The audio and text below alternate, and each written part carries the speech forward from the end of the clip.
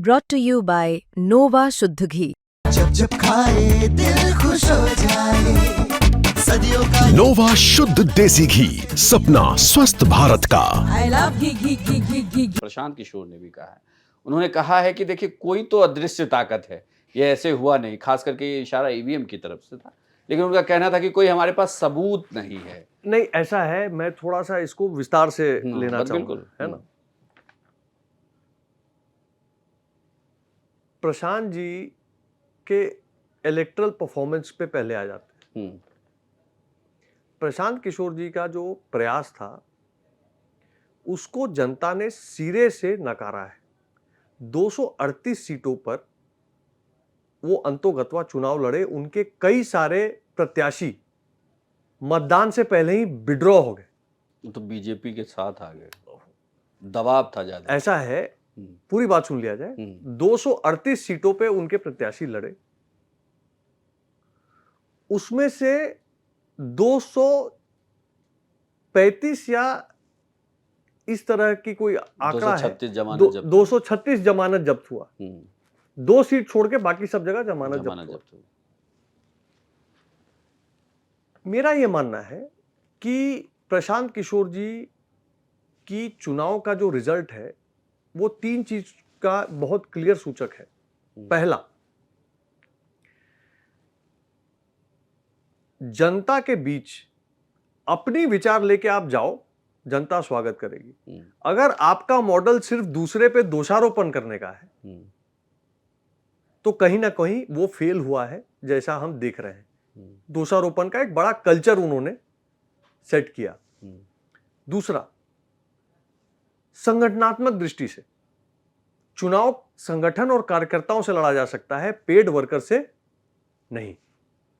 और तीसरी बात कि प्रशांत किशोर जी ने जो स्वयं चुनाव लड़ने से पीछे हटने की कार्रवाई की,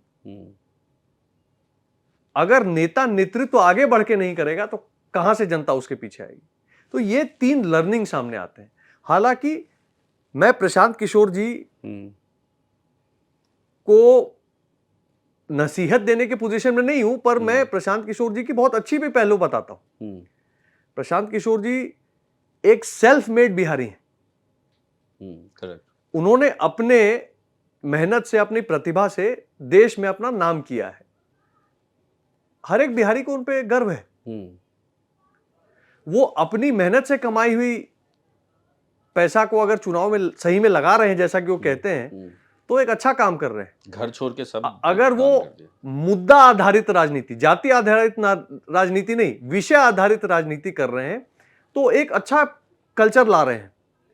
तो प्रशांत किशोर जी के बारे में बहुत सारी अच्छी चीजें भी हैं, लेकिन मुझे लगता है कि जो दोषारोपण की राजनीति है, जो पेड वर्कर की राजनीति है, जो सोशल मीडिया में भोकाल बनाने की राजनीति है, कहीं ना कहीं जनता ने इसको नकारा है और मोदी और नीतीश पे पुनः भरोसा नहीं। वो आपकी सरकार के खिलाफ 15 तारीख से फिर उतरने वाले हैं। उन्होंने कहा है कि जिसको 10,000 दिया गया उन्हें 1,90,000 भी दिलवाएंगे।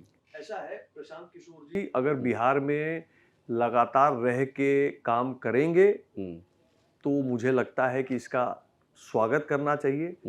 सब समस्या ये होती है कि चुनाव समाप्त होने के तत्काल बाद कोई चला जाता है यूरोप, कोई चला जाता है दिल्ली।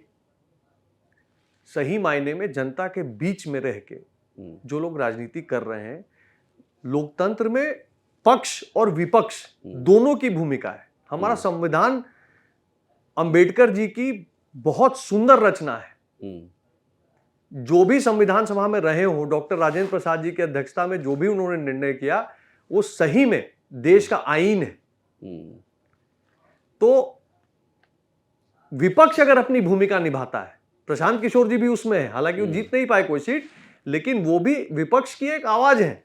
जमीन पर अगर वो 5 साल लगातार काम करेंगे, मेरा पूरा विश्वास है कि जनता उनकी बात सुनेगी। तो कभी भविष्य में बीजेपी उनकी मदद लेगी? भारतीय जनता पार्टी में जगह कहां है भाई? भारतीय जनता पार्टी में आप जितने जात बिरादरी के, जिस क्षेत्र के बोलिए, जिस स्तर के बोलिए, जिस एजुकेशन बैकग्राउंड के बोलिए, सब तरह के लोग कार्यकर्ता के रूप में उपलब्ध हैं। अगर कभी प्रशांत किशोर जी का मन बदला, उनको लगा कि मोदी जी के नेतृत्व में वो बेहतर काम कर पाएंगे, तो तब की तब देखी जाएगी।